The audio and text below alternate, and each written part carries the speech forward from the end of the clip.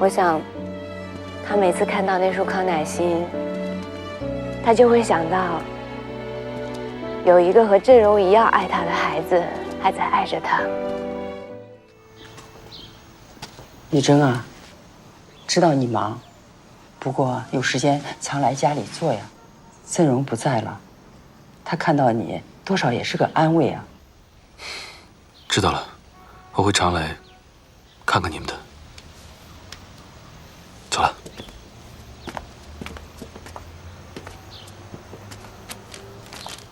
您订的花吗？不是，好长时间了，过不了几天就有人在门口放一束康乃馨。您知道谁送的吗？从来都是只看到花儿，没见过人。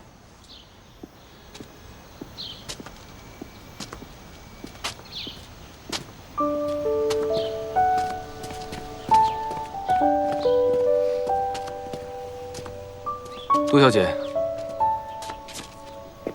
好巧啊！雷总，你怎么在这儿啊？如果我没记错的话，你家不应该离这儿挺远的吗？我就随便转转，不知不觉就走到这儿了。那花是你送的吗？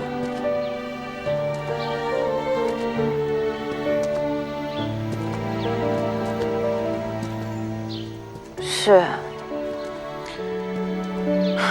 看来我没猜错。我也不知道为什么，看到那束康乃馨，我猜就应该是你送的。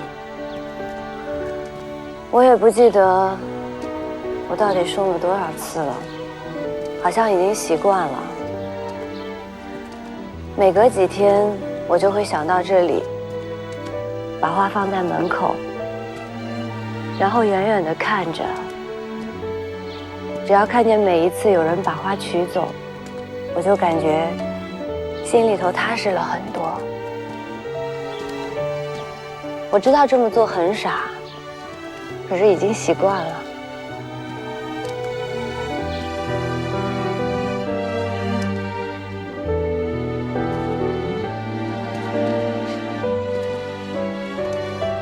我能理解。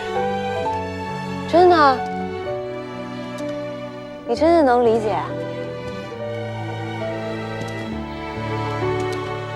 其实这么做并不是为了郑荣，也是为了我自己。